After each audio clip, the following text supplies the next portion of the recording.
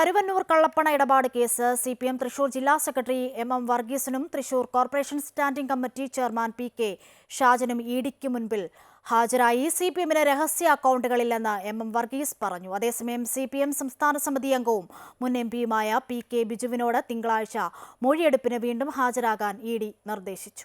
ലോക്സഭാ തെരഞ്ഞെടുപ്പ് തിരക്ക് ചൂണ്ടിക്കാട്ടി ചോദ്യം ചെയ്യലിന് ഹാജരാകാനാകില്ലെന്ന് CPM തൃശൂർ ജില്ലാ സെക്രട്ടറി MM വർഗീസ് നേരത്തെ അറിയിച്ചിരുന്നെങ്കിലും ഇത് കണക്കിലെടുക്കാനാകില്ലെന്ന് ED അറിയിച്ചതോടെയാണ് MM വർഗീസും തൃശൂർ കോർപ്പറേഷൻ സ്റ്റാൻഡിംഗ് കമ്മിറ്റി ചെയർമാനുമായ PK ഷാജനും ചോദ്യം ചെയ്യലിനായി കൊച്ചിയിലെ ED ഓഫീസിൽ എത്തിയത്. കരുവന്നൂർ സഹകരണ ബാങ്കിലെ CPM രഹസ്യ അക്കൗണ്ടുകൾ സംബന്ധിച്ച തുടർ ചോദ്യം ചെയ്യലിനാണ് MM വർഗീസിനെ വിളിപ്പിച്ചത്.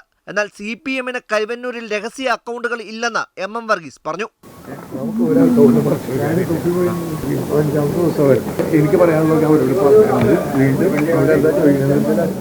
അതേസമയം CPM പൊറപ്പശ്ശേരി നോർത്ത് സൗത്ത് ലോക്കൽ കമ്മിറ്റികളുടെ പേരിലുള്ള കരുവന്നൂർ സഹകരണ ബാങ്കിലെ അക്കൗണ്ടുകൾ ഉൾപ്പെടെ 5 അക്കൗണ്ടുകൾ ആദായ നികുതി വകുപ്പിൽ നിന്നും ഒളിച്ചുവെച്ചതായി അന്വേഷണ സംഘം കണ്ടെത്തിയിട്ടുണ്ട്.